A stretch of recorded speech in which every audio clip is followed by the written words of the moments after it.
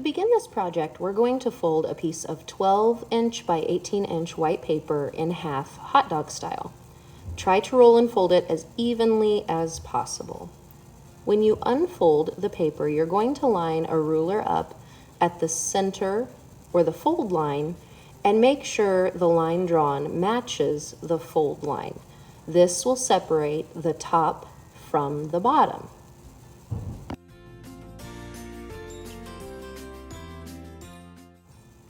After you draw your line separating the top from the bottom, you're going to take the ruler and line it up with the edge of the bottom part of your paper. I realize it looks like I'm doing this on the top because the video recorded upside down, but it is the part that is closest to me, so it is the bottom in my experience when I was making this.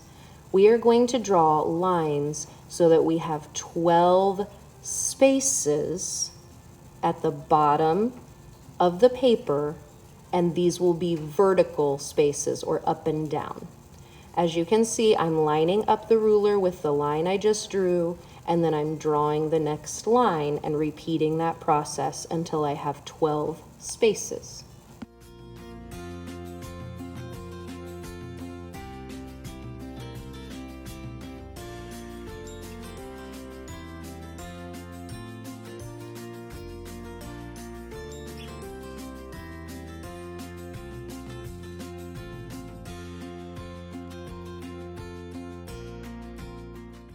Once you're sure you have 12 spaces, you can continue that last line all the way up to the top so you know that your page is finished at that point.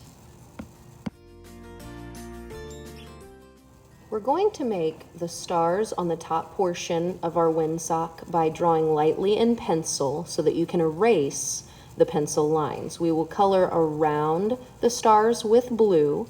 And as you can see, I'm just doing the best stars that I can. If you're not perfect at making stars, your goal is just to do the best you can. I realize on the actual American flag there should be 50 stars, but for time's sake, we can't color around 50 stars on this project. So we're going to do our best and just space them out evenly as you see here. It's okay if you have a little less or a little more. I'm now going around the outside of each star shape with the blue marker because I plan on coloring with marker. If you're going to color with crayon, you would do this step in crayon.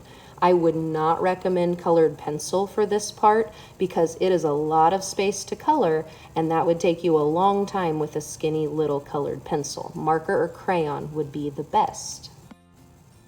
At this point, we're going to start coloring around the stars and fill the whole big rectangle in blue because this represents the stars on our American flag, which are surrounded with the color blue.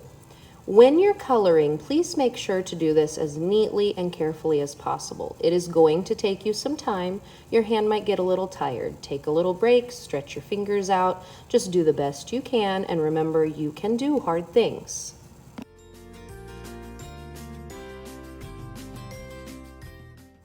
I obviously trimmed the portion of the video where I colored in the entire blue section on my project because I didn't feel like you needed to see me doing that to understand what your expectation is. Just take your time, do your best. I'm going back through and filling in any little white spots that I can find to the best of my ability. Now we're going to color every other stripe with a red marker or crayon.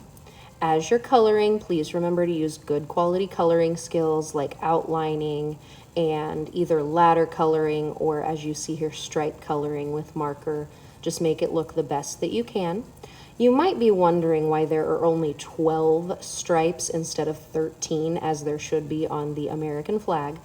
There are only 12 because if we did 13, we would have 2 reds matched up with each other or 2 whites matched up with each other instead of an alternating red and white pattern. So again, this is not exactly recreating the American flag. We're representing the parts of the American flag in our creation using the colors and symbols, but we are not matching the exact number of items on our American flag. When you finish coloring your red stripes, you're going to cut on the lines separating the red stripes from the white stripes. So you're going to cut right between the red and white colors. You're going to stop when you get to the blue, and that will help create the illusion of our stripes hanging down on our windsock.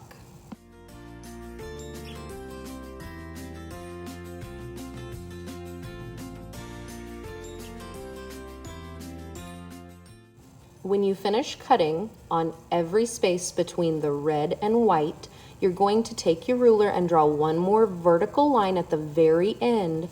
This is where the glue will go to hold our windsock together. We're going to cut the extra space from the paper off, and you can put that in the recycle bin.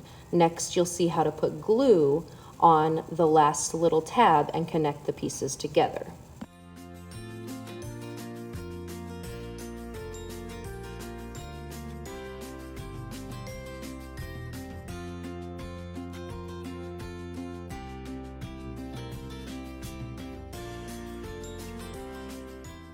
I used a glue bottle and a skinny line of glue.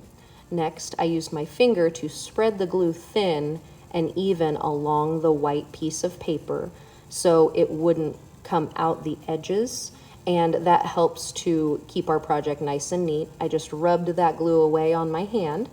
I folded the paper over without creasing it. It's more of like a curve than a fold. And then it's okay to kind of press down that center. As you can see, it lines up pretty well. You might be able to slide it over a little bit with that stripe where that glued piece matches up. You can put your hand inside the windsock and apply your pressure, maybe about 30 seconds, 20 seconds, and that will help your piece stay together.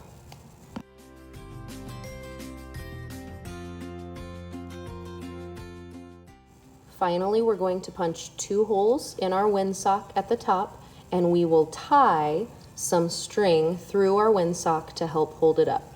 Obviously, these windsocks are made of paper and washable markers. It's not a great idea to leave them outside if it's raining or wet. You can hang them outside if it's dry on a sunny day, or maybe you could hang them inside. Thank you so much for taking the time to create this beautiful patriotic windsock.